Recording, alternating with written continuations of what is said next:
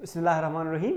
Today we are going to start short question. आज हम fundamental of chemistry के short questions पढ़ेंगे। इससे पहले में हमने एमसीक्यूज किए हुए हैं बहुत डिटेल के साथ, और इसके चैप्टर के टॉपिक वाइज वीडियोस भी मैंने बनाई हुई हैं। आप चैनल के प्लेलिस्ट में जाके देख सकते हैं, और उसका लिंक मैं आपको इस वीडियो के डिस्क्रिप्शन में भी दे दूंगा। वो कोई इतना बड़ा मसला नहीं है। तो शुरू करते हैं अपने आज का टॉपिक शॉर्ट क्वेश्चन नंबर 1 से। Define industrial chemistry and analytical chemistry. हमें कहा जा रहा है कि इंडस्ट्रियल केमिस्ट्री और एनालिटिकल केमिस्ट्री की डिफिनीशन करें। Question number 1, define industrial chemistry and analytical chemistry.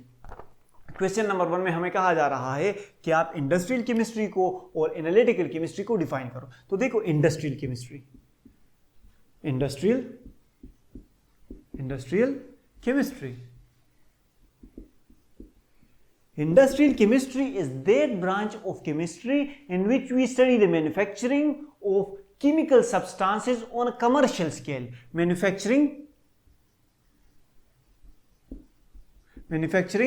of chemical substances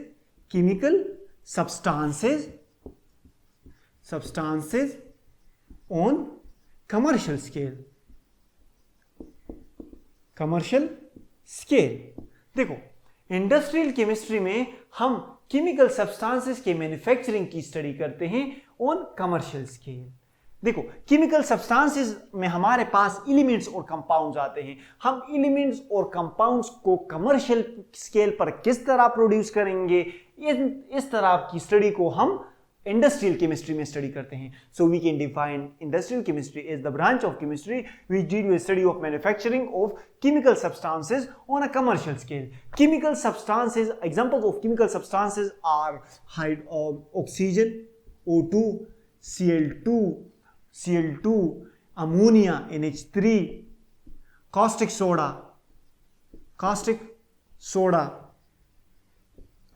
sulfuric acid, H2SO4। ये सब्सटेंसेस हम कमर्शियली किस तरह प्रोड्यूस कर सकते हैं, इसका प्रोसीजर क्या है, ये सब हम इंडस्ट्रियल केमिस्ट्री में स्टडी करते हैं। Now these chemical substances act as a raw material for other industrial products. इस केमिकल सब्सटेंसेस से हम फिर फर्दर अदर इंडस्ट्रियल प्रोडक्ट्स बनाते हैं। ये केमिकल सब्सटेंसेस एज अ खाम माल काम करते हैं। ये फर्टिलाइजर्स, एग्रीकल्चर, टेक्सटाइल और इस तरह के प्रोडक्ट्स बनाने में हम इन कंपाउंड्स का यूज करते हैं। तो industrial chemistry play a very vital role in the economy of a country. Pakistan is an agriculture country, और एग्रीकल्चर में हमारे पास ये इंडस्ट्रियल केमिस्ट्री यूज होती है। So we can say that industrial chemistry play a very vital role in the economy of a country. अब आते हैं एनालिटिकल केमिस्ट्री की तरफ। Analytical chemistry. एनालिटिकल केमिस्ट्री में हम क्या स्टडी करते हैं? एनालिटिकल केमिस्ट्री में हम किसी सब्सटेंस की एनालिसिस करते हैं कि सब्सटेंस किस चीज से मिलकर बना है, और इस चीज में कितने मिकदार में ये चीजें मिली हैं जिससे ये सब्सटेंस बना है। Analytical chemistry is that branch of chemistry in which we study the qualitative and quantitative analysis of matter. In industrial chemistry we do qualitative analysis and quantitative analysis. For example, H2O water की हम analytical chemistry करते हैं।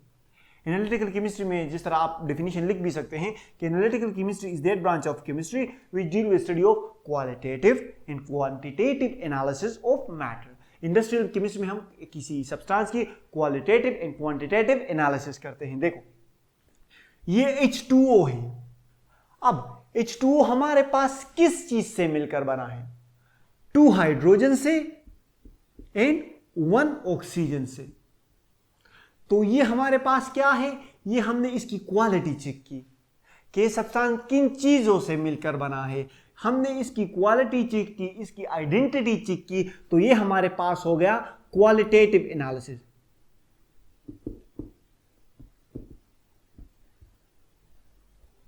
Qualitative analysis.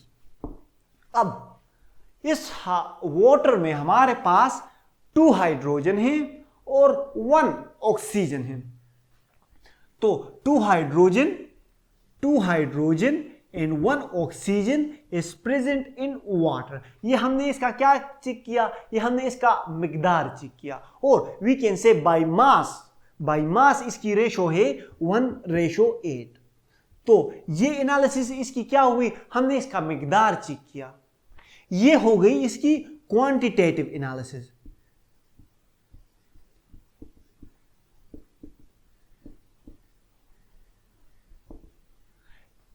देखो जिस तरह नाम से जाहिर है क्वालिटेटिव में हम क्वालिटी चेक करते हैं कि सब्सटेंस किस चीजों से मिलकर बना है.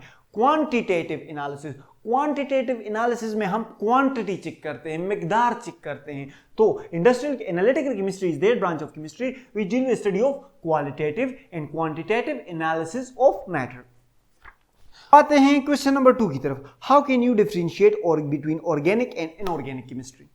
तो देखो हमें कहा जा रहा है कि आप ऑर्गेनिक केमिस्ट्री और इनऑर्गेनिक केमिस्ट्री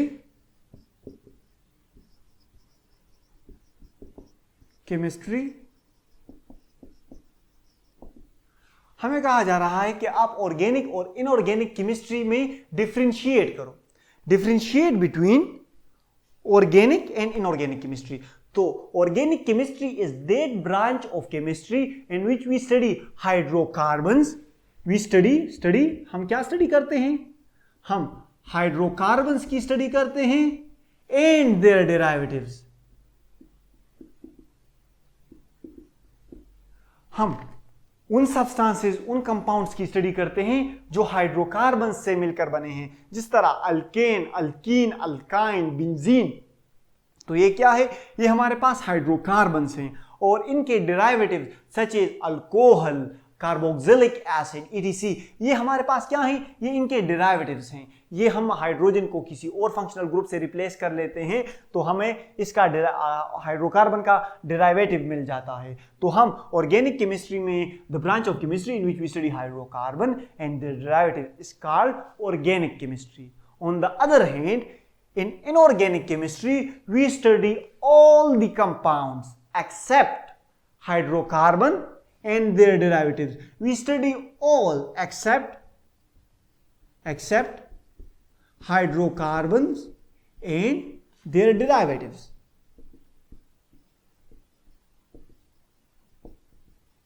अब इसमें हमारे पास इसकी एग्जांपल है chlorine molecule, carbon monoxide, carbon dioxide, ETC.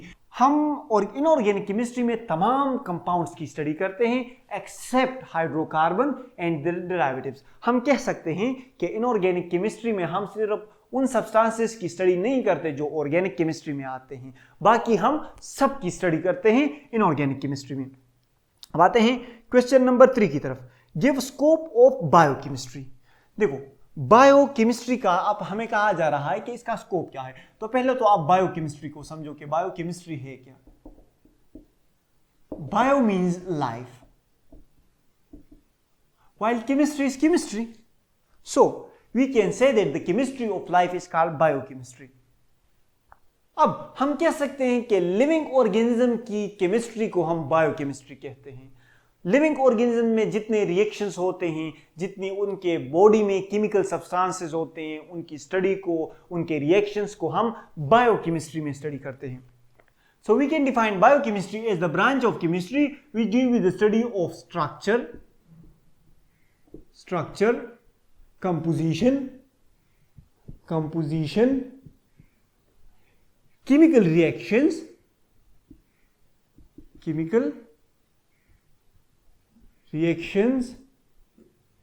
that occur inside the body of living organism. Biochemistry is the branch of chemistry in which we study structure, composition, chemical reactions that occur inside the body of living organism is called biochemistry. अब आते हैं इसके scope की तरफ. इसका scope क्या है? तो देखो बायोकेमिस्ट्री हमारे पास सेपरेट ब्रांच क्यों बनी, साइंसदानों ने इसे सेपरेट ब्रांच में क्यों डिवाइड किया, इसे एक सेपरेट ब्रांच क्यों रखा. देखो जब हमें पता चला कि ये लिविंग ऑर्गेनिज्म फूड से किस मैकेनिज्म से अपनी एनर्जी लेते हैं? हम फूड ले लेते हैं, उनकी मेटाबॉलिज्म कर लेते हैं, उसकी ब्रेकडाउन कर लेते हैं, हम उस फूड से energy in a form of ATP store कर लेते हैं। तो इन सब प्रोसेस का जो पता हमें चला, तो हमने इस बात की जरूरत महसूस की कि बायोकेमिस्ट्री को सेपरेट ब्रांच होना चाहिए। और जब हम बीमार होते हैं तो हमारे अंदर इस तरह के केमिकल रिएक्शंस होते हैं कि हमारे बॉडी उससे वीक बन जाती है, और उसको समझने के लिए, उसको जानने के लिए, हमारे अंदर के मैकेनिज्म को जानने के लिए हमने बायोकेमिस्ट्री को एज अ सेपरेट ब्रांच रखा। एज अ सेपरेट ब्रांच हमने इसलिए रखा क्योंकि हमें अपने अंदर, अपने बॉडी के अंदर की गई रिएक्शंस को समझना चाहिए था, इसलिए हमने इसे सेपरेट ब्रांच रखा। तो देखो, जितने भी हमारे पास अंदर रिएक्शंस होते हैं, हमारे lipids, carbohydrates, lipids, carbohydrates, proteins, इसकी ETC की जो भी सिंथेसिस और इसकी ब्रेकडाउन होती है, तो वो हम बायोकेमिस्ट्री में स्टडी करते हैं। बायोकेमिस्ट्री की, जिस तरह मैंने आपको बताया कि हमारे अंदर जो बीमारियां आती हैं उसको समझने के लिए हमने बायोकेमिस्ट्री को इंट्रोड्यूस किया, हमारे अंदर के मैकेनिज्म को समझने के लिए। तो बायोकेमिस्ट्री हमारे पास मेडिसिन्स में बहुत अहम रोल प्ले करती है। इसी तरह बायोकेमिस्ट्री हमारे पास फूड इंडस्ट्री में, फूड में अहम रोल अदा करती है कि हमें कौन सा खुराक लेनी चाहिए, हमें कौन सी डाइट लेनी चाहिए जब हम बीमार हों। तो food industry,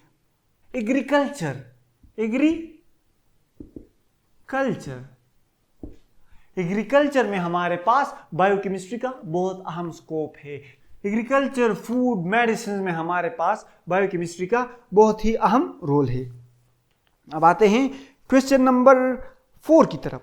how does homogeneous mixture different from heterogeneous mixture? तो एक होता है हमारे पास होमोजीनियस मिक्सचर, एक होता है हमारे पास हेट्रोजीनियस मिक्सचर। Homogeneous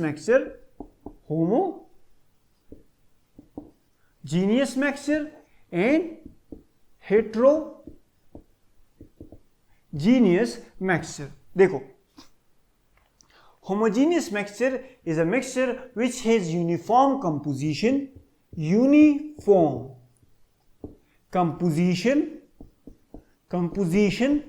throughout। हमारे पास homogeneous mixture में uniform composition होगी। A mixture having uniform composition throughout is called homogeneous mixture। For example, air is a homogeneous mixture। हमारे पास तमाम गैसेस यूनिफॉर्मली डिस्ट्रीब्यूट होते हैं। सोडियम क्लोराइड इन वाटर, जब हम salt को वाटर में ऐड कर लेते हैं तो हमारे पास सॉल्ट इक्वली डिवाइड हो जाता है। तो हमारे पास salt in water is the example of homogeneous mixture. Ice cream देखो, आइसक्रीम का आप जो भी हिस्सा लो उसका टेस्ट सेम होता है, इसलिए क्योंकि आइसक्रीम में तमाम कंपोनेंट्स इक्वली डिवाइड हुए होते हैं। तो ice cream is the example of is the example of homogeneous mixture. On the other hand, heterogeneous mixture is a mixture which do not have a uniform composition throughout, which have no uniform composition throughout. आप चाक को water में dissolve कर लो तो चाक आखिर में नीचे बैठ जाएगा, जबकि यूनिफॉर्म कंपोजिशन तो नहीं हुई ना, चाक तो इक्वली वाटर में डिसॉल्व नहीं हुआ ना। Sand in water, chalk in water, concrete is the example of heterogeneous mixture. अब आते हैं क्वेश्चन नंबर 5 की तरफ। What is relative atomic mass? How it is related to gram? देखो, रिलेटिव एटॉमिक मास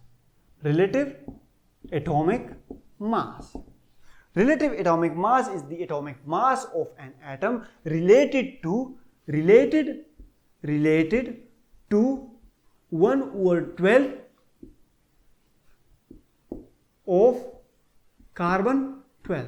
देखो, कार्बन के अगर हमारे पास 12 हिस्से हैं, 1 2 3 4 5 6 7 8 9 10 11 12, तो इसके इस एक पोर्शन को हम क्या कहेंगे? इसके एक हिस्से को हम 1/12 पार्ट ऑफ कार्बन कहेंगे। ये कार्बन का 12वां हिस्सा है।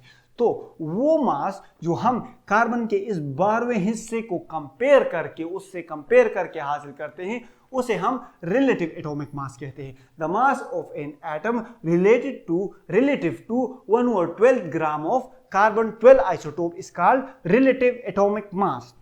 रिलेटिव एटॉमिक मास को हम usually AMU atomic mass unit में रिप्रेजेंट करते हैं। इस 1/12 पार्ट को हम क्या कहते हैं? AMU। इस 12वें हिस्से को हम AMU कहते हैं और इसे हम AMU से रिप्रेजेंट करते हैं। इसी तरह स्मॉल AMU से इसे हम रिप्रेजेंट करते हैं और 1 AMU is equals to 1.66 multiplied by 10⁻⁻24 gram है आई थिंक। इसको मैंने एक पूरी वीडियो इस पर बनाई है जिसको मैंने इसमें प्रूव भी किया हुआ है, तो आप चैनल के प्लेलिस्ट में जाके देख सकते हैं। हाँ, अभी आ जाते हैं क्वेश्चन नंबर 6 की तरफ। Define empirical formula with examples. Question number 6 empirical formula का हमें कहा जा रहा है कि इसे डिफाइन करो और इसके एग्जांपल्स दो। तो देखो, एम्पिरिकल फार्मूला हमारे पास वो फार्मूला होता है जिसमें हम सिंपलेस्ट होल नंबर रेशो लिखते हैं। The formula which shows the simplest whole number ratio.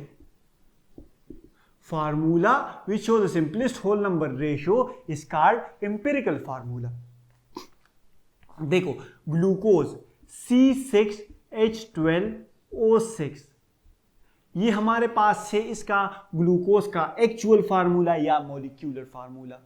लेकिन अगर हम इसका एम्पिरिकल फार्मूला फाइंड करेंगे तो डिफिनीशन में आप देख लेंगे formula which shows the simplest whole number ratio is called empirical formula. तो 6:12:6 6 1 6 2:1। तो इसकी सिंपलेस्ट रेशो क्या है? 1:2:1। तो CH2O ये क्या है हमारे पास? ये हमारे पास हो गया empirical formula. Question number 7 state 3 reasons why air is a mixture and water is a compound.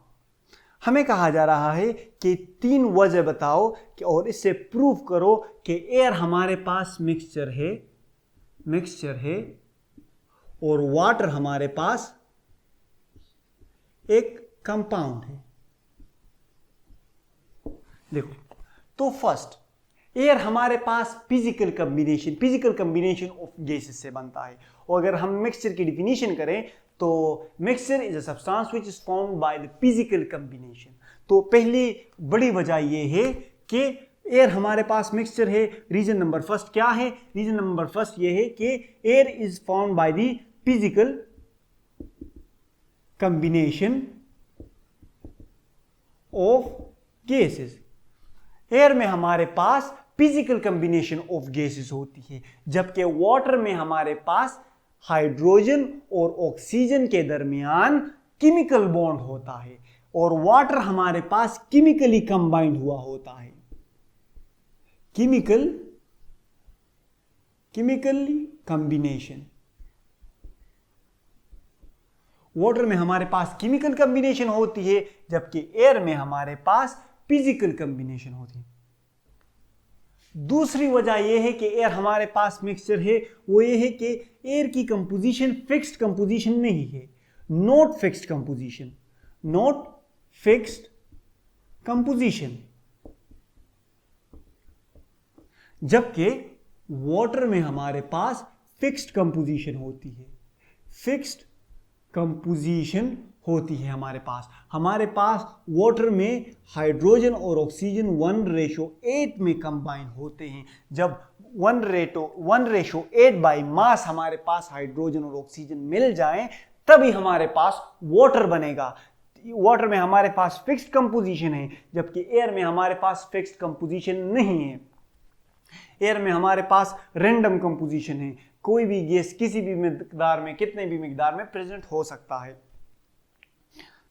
और थर्ड रीजन ये है कि एयर में हमारे पास एयर का कोई फिक्स्ड मेल्टिंग पॉइंट और बॉइलिंग पॉइंट नहीं होता. Air has not fixed melting point and boiling point, जबकि वाटर का एक specific water has fixed melting point and boiling point.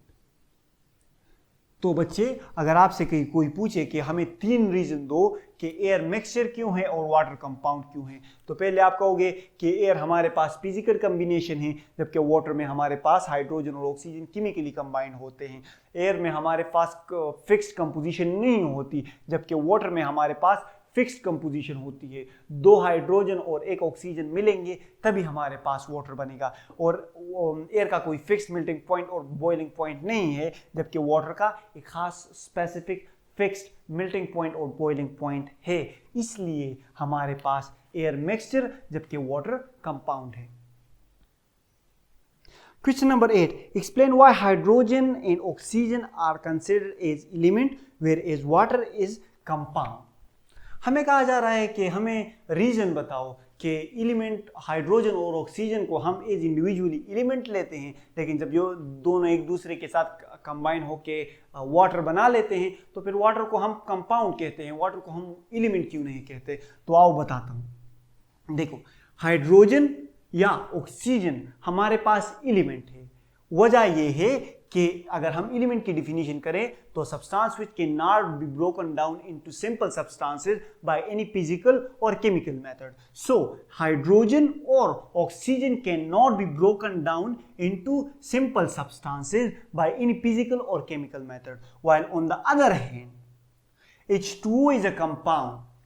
क्योंकि H2O हमारे पास इसलिए कंपाउंड है क्योंकि इसकी हम ब्रेक डाउन कर सकते हैं. हाइड्रोजन और ऑक्सीजन को हम एक दूसरे से अलग कर सकते हैं, तो वाटर की ब्रेक डाउन हो गई, तो इसलिए ये हमारे पास कंपाउंड है. Reason number 2. और वाटर हमारे पास इसलिए कंपाउंड है क्योंकि वाटर हमारे पास कंपाउंड की डेफिनेशन में फिट होता है. A substance which is formed by 2 or more different elements that are chemically combined.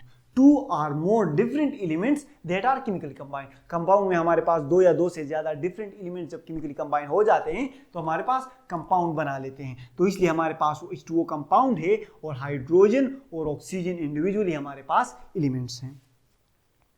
अब आते हैं क्वेश्चन नंबर 9 की तरफ. What is the significance of symbol. हमें कहा जा रहा है कि हम एलिमेंट के लिए सिंबल यूज करते हैं ना. लेट सपोज ये X एक एलिमेंट है, X एक एलिमेंट का सिंबल है, ये हमने एक एग्जांपल ले ली. तो हमें कहा जा रहा है कि इसकी सिग्निफिकेंस क्या है, ये केमिस्ट्री में हम क्यों यूज करते हैं. तो देखो, ये केमिस्ट्री में हम इसलिए यूज करते हैं क्योंकि सिंबल हमारे पास एक एलिमेंट की आइडेंटिटी होती है. एक एलिमेंट को रिप्रेजेंट करने के लिए हम सिंबल यूज करते हैं. Symbol is used to represent element. अब तीसरी वजह ये है, देखो सिंबल के ऊपर हम एटॉमिक मास लिख लेते हैं, नीचे एटॉमिक नंबर लिख लेते हैं. तो a symbol is used to represent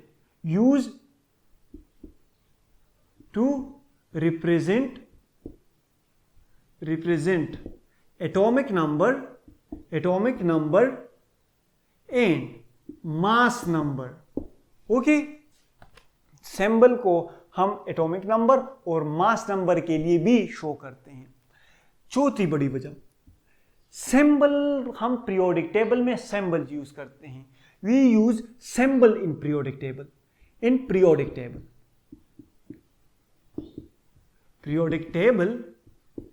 we use symbol. अगर इसकी एक और इंपॉर्टेंस ये है कि सिंबल की वजह से, सिंबल के मदद से हम केमिकल रिएक्शंस करवाते हैं, केमिकल रिएक्शन को बैलेंस करते हैं. Used in chemical reactions. देखो, केमिकल रिएक्शन में हम एलिमेंट के नाम तो नहीं लिखते ना, सिंबल्स ही लिखते हैं. तो इस वजह से, इन वजूहात की वजह से हम सिंबल यूज करते हैं केमिस्ट्री में. These are the significance of symbol. And हमारे पास नेक्स्ट क्वेश्चन है कि state reason why soft drinks is mixture while water is a compound. हमें कहा जा रहा है ना कि ये सॉफ्ट ड्रिंक्स आप पीते हो, पेप्सी हो गया, कोका कोला हो गया, ड्यू, स्प्राइट वगैरह जितने भी हैं, तो हमें कहा जा रहा है कि जो सॉफ्ट ड्रिंक्स हैं, सॉफ्ट ड्रिंक्स, ये हमारे पास है mixture, on the other hand water, ये हमारे पास है कंपाउंड। कंपाउंड तो ये क्यों? देखो, इससे पहले भी मैंने आपको बताया कि मिक्सचर में हमारे पास फिजिकल कॉम्बिनेशन होती है और सॉफ्ट ड्रिंक्स में हमारे पास ये जो डिफरेंट गैसेस और डिफरेंट केमिकल्स हैं, इसे हम फिजिकल कॉम्बिनेशन, इसकी फिजिकल कॉम्बिनेशन होती है। तो soft drinks is mixture because it is formed by physical combination, physical combinations, while water is formed by the chemical combination. Water के दरमियान हमारे पास हाइड्रोजन, वाटर मॉलिक्यूल्स के दरमियान हाइड्रोजन बॉन्ड प्रेजेंट होता है और हाइड्रोजन और ऑक्सीजन के दरमियान केमिकल बॉन्ड प्रेजेंट होता है, तो it is formed by chemical combination. Chemical combination. Water is formed by chemical combination, while soft drinks are formed by physical combination. It can be separated by physical method. Can be separated by physical method. Physical method. While water cannot be separated, cannot be separated by physical method. Water can be separated from each other by chemical method. अब soft drinks में हमारे पास homogeneous composition नहीं होती, soft drink की composition हमारे पास होती है heterogeneous composition. Heterogeneous composition होती है हमारे पास सॉफ्ट ड्रिंक्स में, जबकि वाटर में हमारे पास होमोजीनियस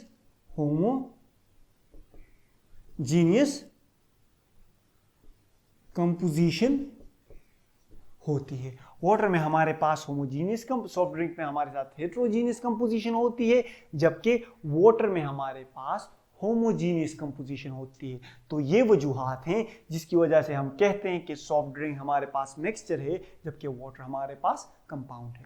अब आते हैं क्वेश्चन नंबर 11 की तरफ। Classify the following into elements, compound और मिक्सचर। हमें कहा जा रहा है, हमें एलिमेंट्स, हमें पेयर दिए गए हैं और हमें कहा जा रहा है कि आप इसमें क्लासिफाई करो कि इसमें एलिमेंट को क्या है, कंपाउंड क्या है और मिक्सचर क्या है। तो फर्स्ट हमारे पास है helium and H2 number first. तो बच्चे देखो, हीलियम हमारे पास है एलिमेंट, ये भी हम हीलियम भी हमारे पास एलिमेंट है और हाइड्रोजन भी हमारे पास एलिमेंट है। दूसरा हमें दिया जा रहा है कार्बन मोनोऑक्साइड एंड कोबाल्ट। तो कोबाल्ट तो हमारे पास एलिमेंट है, कोबाल्ट हमारे पास एलिमेंट है, जबकि कार्बन मोनोऑक्साइड हमारे पास कंपाउंड है। अब option number third, water and milk. Third, water and milk. तो वाटर तो हमारे पास कंपाउंड है, H2O is a compound, while milk is mixture. Milk हमारे पास मिक्सचर है। Gold and brass. ब्रास एक अलॉय है, ब्रास एक अलॉय है एंड गोल्ड एक एलिमेंट है। गोल्ड हमारे पास है एलिमेंट, गोल्ड हमारे पास, हम इसको एलिमेंट लिख लेंगे, एंड ब्रास। तो ब्रास हमारे पास क्या हो गया? Brass is a mixture, while gold is an element. Gold हमारे पास एलिमेंट है और ब्रास हमारे पास मिक्सचर है। Iron and steel. आयरन हमारे पास Fe, आयरन हमारे पास एलिमेंट है, iron is an element, while steel हमारे पास क्या है? मिक्सचर। स्टील हमारे पास मिक्सचर है और आयरन हमारे पास एलिमेंट है। अब आते हैं क्वेश्चन नंबर 12 की तरफ। Define atomic mass unit, why it is needed. हमें कहा जा रहा है कि एटॉमिक मास यूनिट को AMU को डिफाइन करो। So we can define AMU. We will define as the 1/12 mass of carbon 12, 1/12 mass of carbon 12 isotope is called AMU. देखो कार्बन के अगर आप 12 हिस्से कर लो, 1 2 3 4 5 6 7 8 9 10 11 12, तो इस एक हिस्से को 1/12 पार्ट ऑफ कार्बन 12 कहा जाता है या 1/12 मास ऑफ कार्बन 12 कहा जाता है। तो इस एक हिस्से को हम क्या कहते हैं? AMU कहते हैं। 1/12 mass of carbon 12 is called AMU। इसको हम बेसिकली इसको रिप्रेजेंट AMU से किया जाता है और इसको हम यूज क्यों करते हैं? Why it is needed? तो first reason, it is use for relative atomic masses. दूसरे एटम के एटॉमिक मासेस फाइंड करने के लिए, रिलेटिव एटॉमिक मासेस फाइंड करने के लिए, टू फाइंड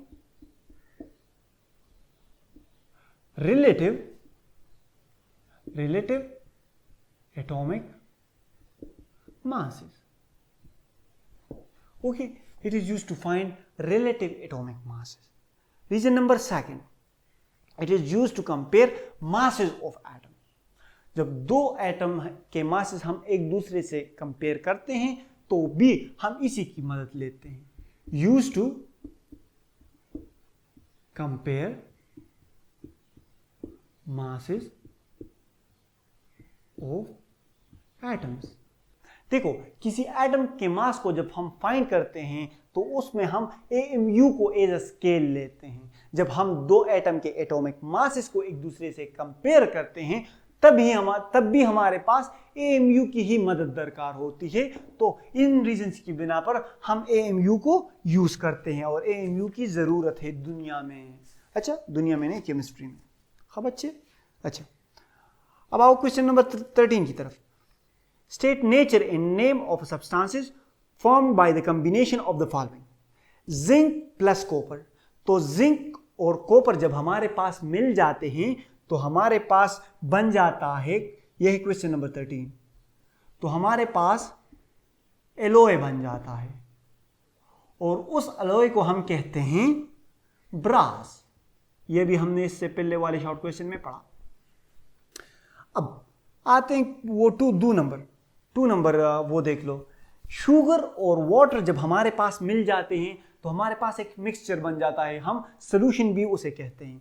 तो जब हमारे पास शुगर एंड वाटर मिल जाता है तो हमारे पास मिक्सचर बन जाता है, मिक्सचर या सॉल्यूशन बन जाता है और उस सॉल्यूशन को हम कहते हैं सिरप। अच्छा, थर्ड, एल्यूमिनियम और सल्फर जब हमारे पास मिल जाते हैं तो हमारे पास बन जाता है कंपाउंड। एल्यूमिनियम और सल्फर से हमारे पास कंपाउंड बन जाता है और उस कंपाउंड को हम कहते हैं एल्यूमिनियम सल्फाइड। जब हमारे पास आयरन, क्रोमियम एंड निकल बन जाता है, मिल जाता है, तो हमारे पास एक एलोय बन जाती है जिसे हम कहते हैं स्टील। ओके, तो ये हो गए आपका question number 13। Question number 14, differentiate between molecular mass and formula mass, which of the following has molecular formula.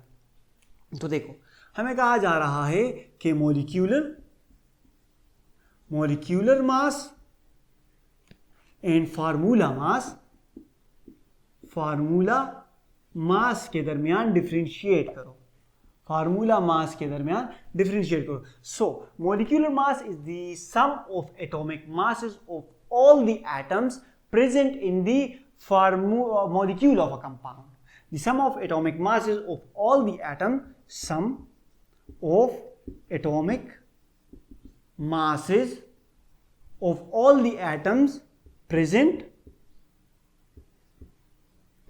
in molecule of a compound. while formula mass is the sum of atomic masses of all the atoms present in the formula unit of a compound. देखो, उन तमाम atomic masses का जब हम सम ले लेते हैं, किसी मॉलिक्यूल के एटम के तमाम एटॉमिक मास का जब हम सम ले लेते हैं, तो हमारे पास बन जाता है मॉलिक्यूलर मास। जबकि फार्मूला मास हमारे पास तब बनता है जब हम उन तमाम एटम्स का एटॉमिक मासेस का सम ले लेते हैं जो हमारे पास एक सिंगल फार्मूला यूनिट में प्रेजेंट होते हैं। ओके, तो ये हमारे पास मॉलिक्यूलर फार्मूला हो गया और ये हमारे पास मॉलिक्यूलर मास हो गया, ये हमारे पास फार्मूला मास हो गया। अब हमें कहा जा रहा है कि इन गिवन ऑप्शंस में मॉलिक्यूलर फार्मूला और फार्मूला यूनिट डिफरेंशिएट करो। तो देखो, H2O एंड H2SO4 ये हमारे पास मॉलिक्यूलर फार्मूलास हैं, जबकि NaCl और पोटाशियम आयोडाइड हमारे पास क्या है? ये हमारे पास फार्मूला यूनिट है। आयोनिक कंपाउंड्स है ना, इसलिए ये हमारे पास फार्मूला यूनिट है। अब आते हैं क्वेश्चन नंबर, देखो क्वेश्चन नंबर 15, 16, 17 सेम ही चीज है। मैं आपको एक मेथड बताता हूं, आप इस पे ये तीनों मेथड कर सकते हो। मेथड ये है, अब क्वेश्चन नंबर 1 में हमें कहा जा रहा है which one has more atoms, 10 gram of aluminium and और 10 ग्राम ऑफ आयरन। हमें कहा जा रहा है कि कितने नंबर ऑफ एटम्स किस में ज्यादा हैं, 10 ग्राम एल्यूमिनियम में नंबर ऑफ एटम्स ज्यादा होंगे या 10 ग्राम आयरन में एटम्स ज्यादा होंगे। तो देखो, नंबर ऑफ पार्टिकल्स वाला फार्मूला तो आपको याद है, नंबर ऑफ पार्टिकल्स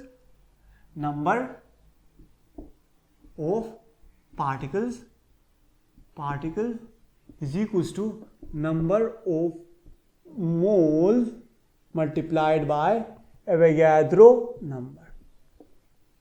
ये हमारे पास फार्मूला है नंबर ऑफ एटम्स को फाइंड करने के लिए और नंबर ऑफ मॉलिक्यूल्स को फाइंड करने के लिए। इस पार्टिकल से मुराद हमारा एटम, मॉलिक्यूल और फार्मूला यूनिट है।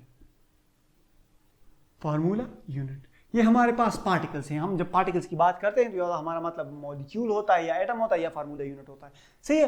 तो अब हमें कहा जा रहा है कि नंबर ऑफ एटम्स फाइंड करो। तो नंबर ऑफ एटम्स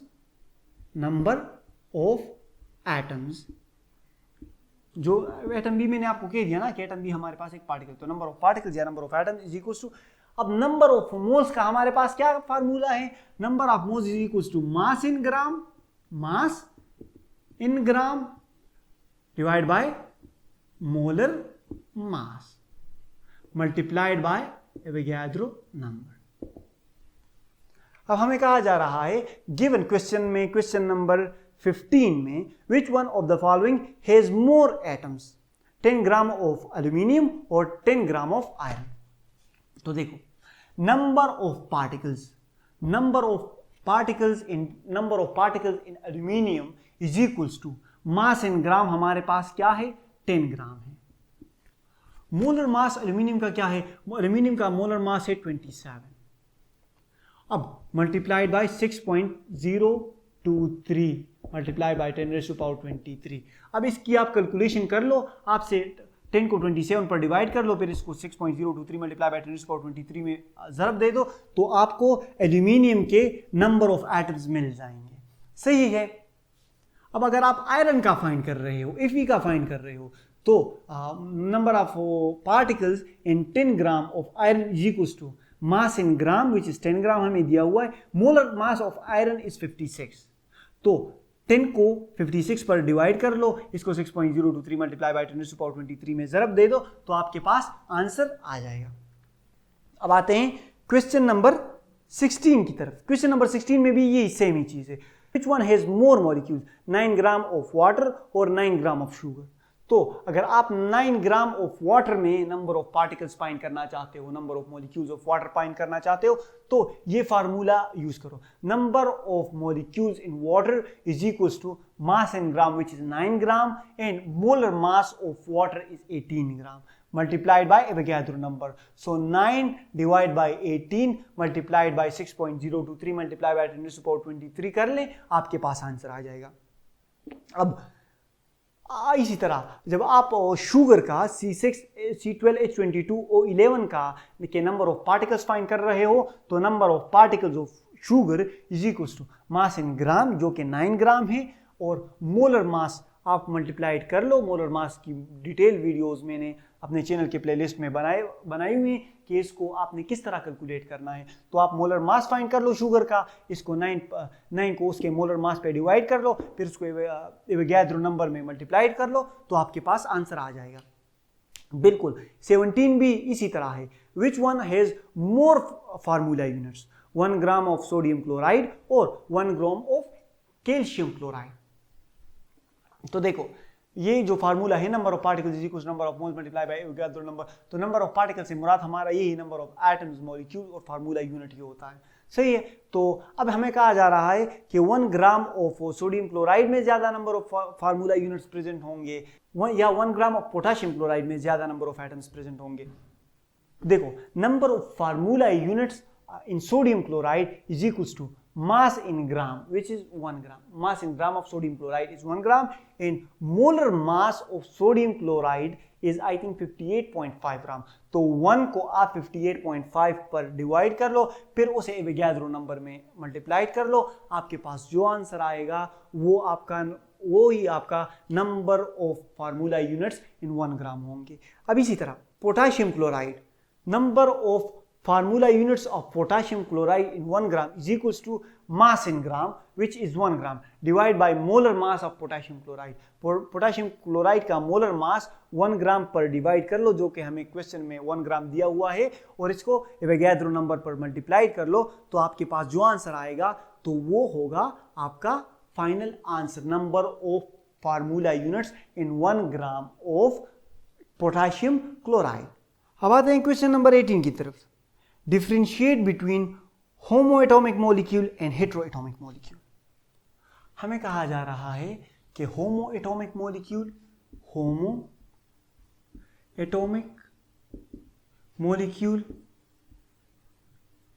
और heteroatomic molecule के दरमियान आप डिफ्रेंशिएट करो।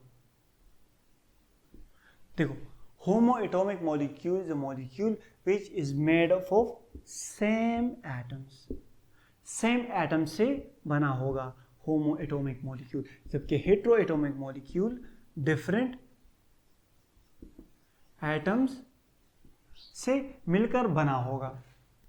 अब देखो होमोएटॉमिक मॉलिक्यूल में हमारे पास सेम टाइप ऑफ एटम्स होंगे जिनका एटॉमिक नंबर भी सेम होगा, जबकि हेटेरोएटॉमिक मॉलिक्यूल में हमारे पास डिफरेंट एटम्स होंगे जिसके एटॉमिक नंबर भी डिफरेंट होंगे।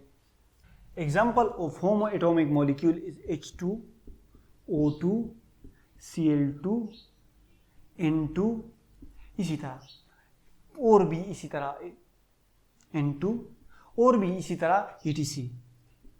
जो molecule same type of atom से बना होगा उसे हम होमोएटॉमिक मॉलिक्यूल कहेंगे, और ये इसके एग्जांपल्स हैं। अब heteroatomic, hetero means different, homo means same, hetero mean different. Okay, तो हेटेरोएटॉमिक मॉलिक्यूल के एग्जांपल में हमारे पास आता है H2O, H2SO4। ये हमारे पास क्या है, हेटेरोएटॉमिक मॉलिक्यूल्स हैं। ये इस मॉलिक्यूल में डिफरेंट टाइप ऑफ एटम्स में हैं। वाटर में हमारे पास हाइड्रोजन और ऑक्सीजन है, जबकि सल्फ्यूरिक एसिड H2SO4 में हमारे पास हाइड्रोजन, सल्फर और ऑक्सीजन है। अब आते हैं क्वेश्चन नंबर 19 की तरफ। विच one of the following has more hydrogen atoms, 2 moles of HCl और 1 mole ऑफ NH3। हमें कहा जा रहा है कि 2 moles ऑफ HCl या 1 mole ऑफ NH3, इन दोनों में से किन में हाइड्रोजन एटम्स ज्यादा हैं। तो देखो 2 moles पर ना आ जाओ, इस पर ना आ जाओ, देखो पहले आ जाओ HCl की तरफ। HCl में हमारे पास 1 mole हाइड्रोजन है और 1 मोल क्लोरीन है, जबकि NH3 में 1 मोल ऑफ NH3 में हमारे पास 1 मोल ऑफ NH3 में हमारे पास क्या है, 1 मोल ऑफ नाइट्रोजन है, जबकि 3 मोल्स ऑफ हाइड्रोजन है। तो देखो, अगर हमारे पास 2 मोल्स ऑफ HCl हो गए, 2 मोल्स ऑफ HCl में हमारे पास क्या होगा, 2 मोल्स ऑफ हाइड्रोजन होंगे, 2 मोल्स ऑफ हाइड्रोजन होंगे और 2 मोल्स ऑफ क्लोरीन होंगे। देखो, गौर से देखो, अभी आपको खुद ब खुद अंदाजा हो जाएगा 2 मोल ज्यादा है कि 3 मोल ज्यादा है। डेफिनेटली 3 मोल ज्यादा है। तो हम कह सकते हैं कि 1 mole of NH3 has greater number of hydrogen than 2 moles of HCl। So ये हो गए आपके शॉर्ट क्वेश्चंस। हमने MCQs किए, शॉर्ट क्वेश्चंस कर लिए, लॉन्ग क्वेश्चंस करेंगे और न्यूमेरिकल्स करेंगे। अगर आपको इस चैप्टर के किसी भी टॉपिक में मसला हो तो इसकी डिटेल वीडियोस मैंने बनाई हुई है, उसका एक बाकायदा प्लेलिस्ट बनाया हुआ है, आप वहां जाके देख सकते हैं। आपका बहुत बहुत शुक्रिया कि आपने हमें टाइम दिया, आपने हमें वक्त दिया। अगर आपका कोई भी सवाल हो तो कमेंट सेक्शन में पूछ सकते हैं। और हाँ, जाने से पहले चैनल को सब्सक्राइब करना और बेल आइकन दबाना ना भूलें ताकि आपको नोटिफिकेशंस आती रहें। Thank you so much.